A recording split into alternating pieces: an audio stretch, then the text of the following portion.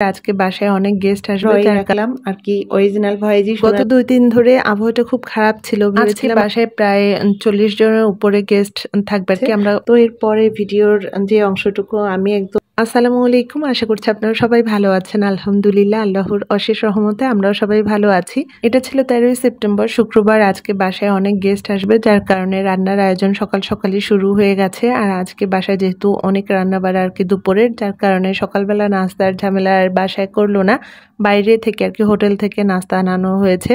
তো এদিকে পরোটা ভাজি আমি আমার ছোট ছেলেকে দিচ্ছিলাম, আর বড় ছেলে সকালবেলায় আর কি 8টার সময় ও নাস্তা করে তারপর কোচিংয়ে চলে গিয়েছে। 8:30টার দিকে ওকে আমি নুডলস রান্না করে দিয়েছিলাম, নুডলস খেয়ে তারপরে ও চলে গিয়েছে। আর এদিকে ছোট ছেলেকে এখন নাস্তা দিলাম। বাসায় যেদিন গেস্ট আসবে দেখা যায় তার আগের দিনই অনেক কাজগুলো আমার শাশুড়ি গুছিয়ে রাখে, যার কারণে যেদিন গেস্ট আসবে সেদিন আর অত বেশি প্রেশার পড়ে না। আজকে বাসায় প্রায় 40 জনের উপরে গেস্ট থাকবে আর কি। আমরা বাসার মানুষ এবং গেস্ট মিলিয়ে 40 জনের উপরে হবে, ওই প্রায় 50-এর কাছাকাছি। তো এত মানুষের রান্নার আয়োজন হচ্ছিল।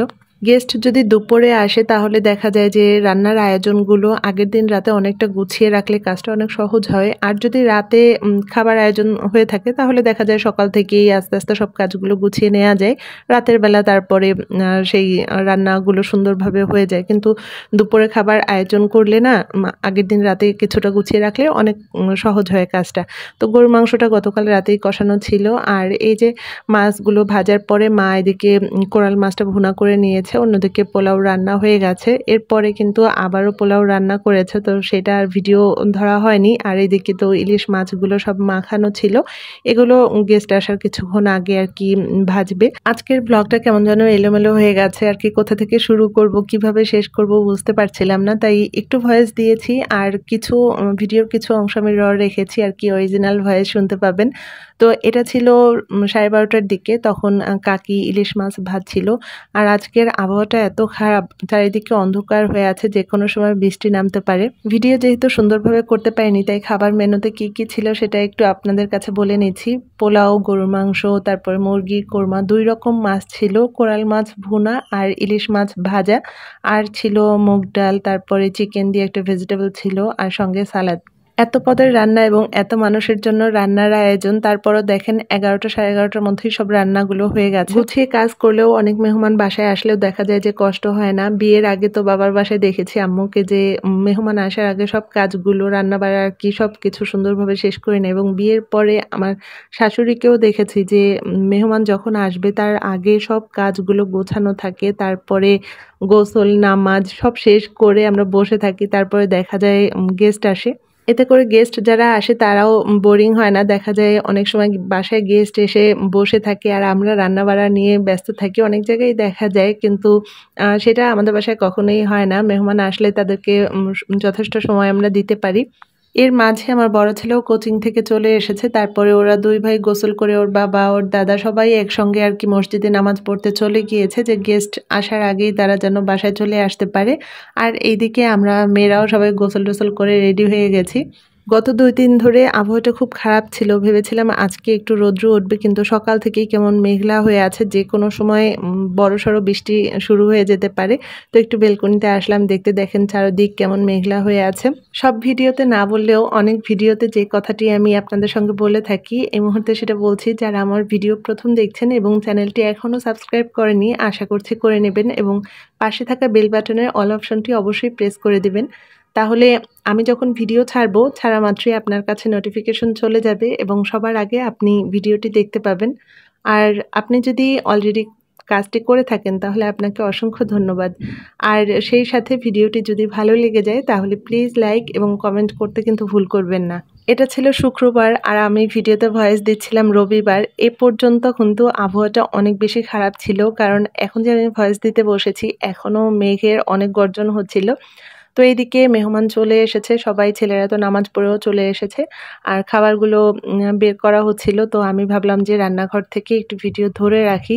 দেখা যায় যে এত দেরি হয়ে গেছে, নামাজ পড়ে আসতে আসতে দেরি হয়ে গেছে, সবাই একসঙ্গে আসলে তারপরে তো খেতে বসবে, আর সেই মুহূর্তে টেবিলে গিয়ে ভিডিও করা সম্ভব না, তাই আমি এখান থেকে একটু ভিডিও করে রাখছিলাম।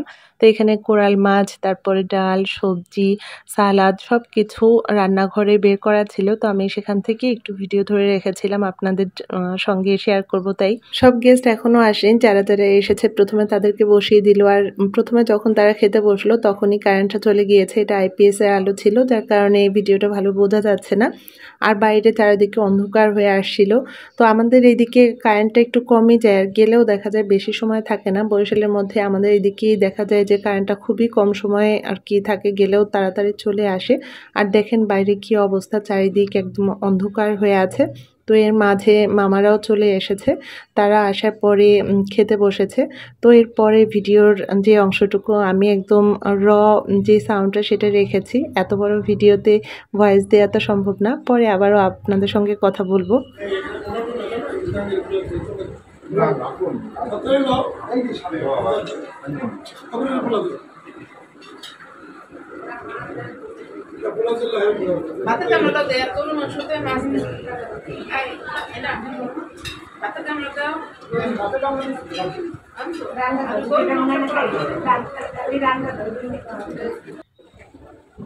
কেউ সাথে না খাই না পারে, কেউ সাথে না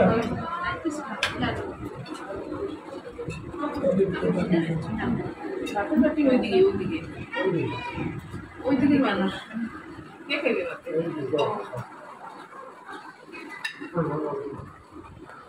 জানি লোয়েল তাও তোমার বরিশালে এখন বেশি নেই। আমি পাহাড়ি এলাকায় যেতে বরিশালে সব ভালো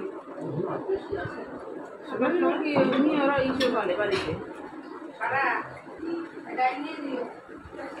ভাইয়াটা কোনে আবার ভাইয়া রে কি ভাইয়া আমার ভাই কোথায় দেখাতে দেখি তো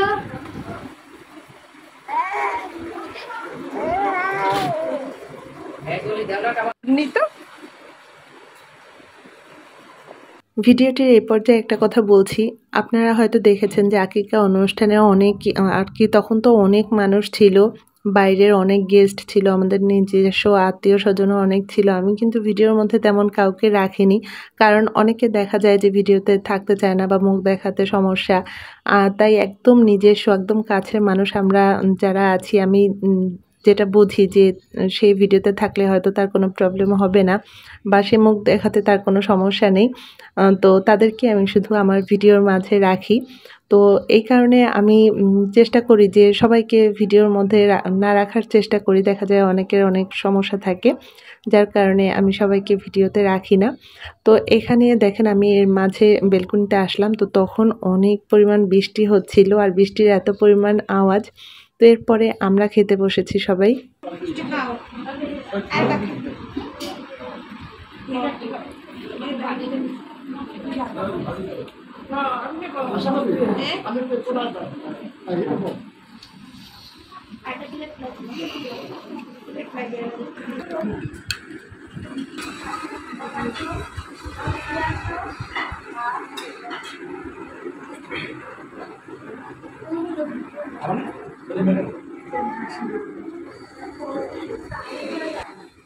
ক্রিসমাস খায় না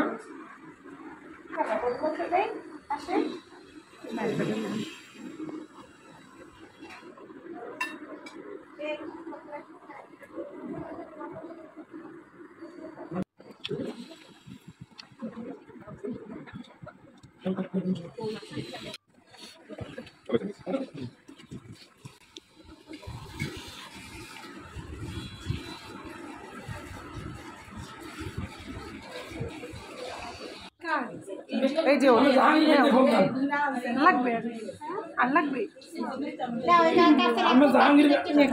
না না না না না না না না না না এটা মিষ্টি নো।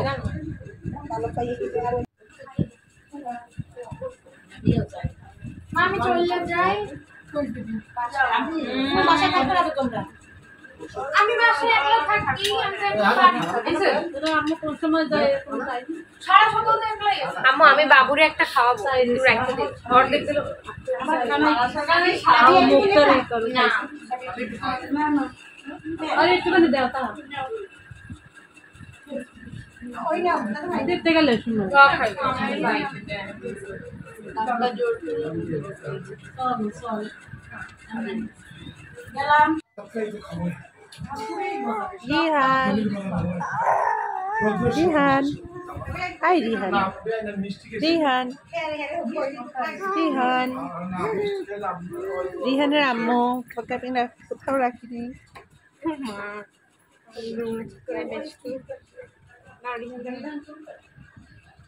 সামনে দিয়ে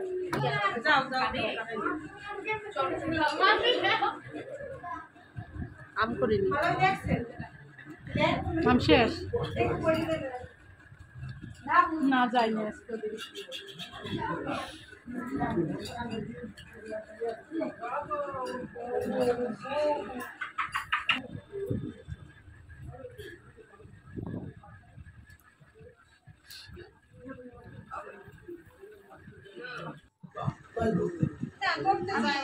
कोई भी है हाइस गाइड नहीं छोड़ दे कोई देख আরে না ওইটা না सलाम लगा दे আপনার আই কিন্তু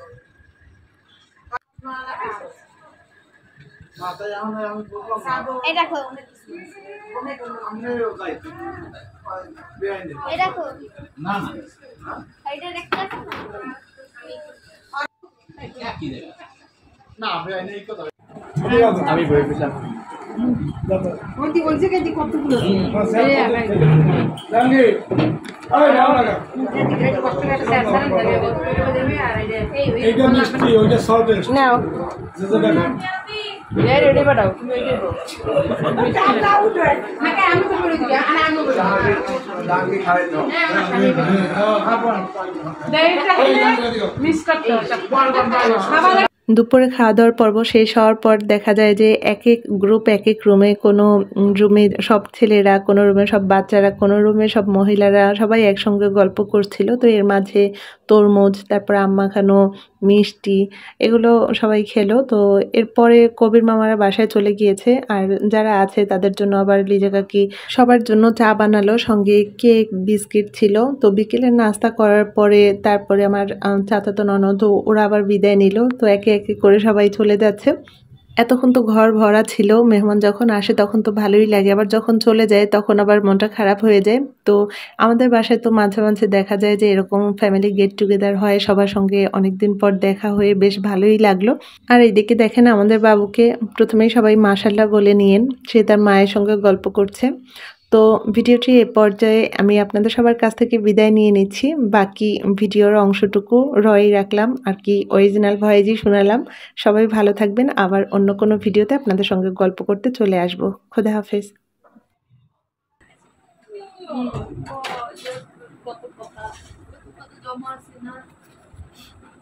আপনি গেছে লাইভ তোমাকে ওই পেশা করে নিয়ে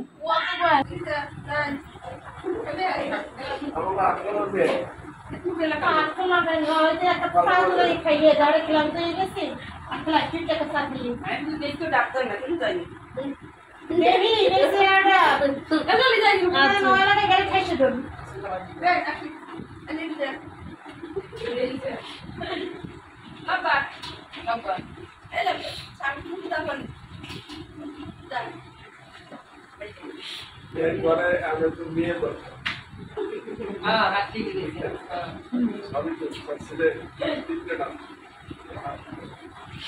দাদা এই না বাবা বাবাই ওই আইডা কে যাবে কাটাল বই দে কালে লইয়ে যাব নানাকে লইয়ে দাদা বাড়ি আমাকে পাই দিতে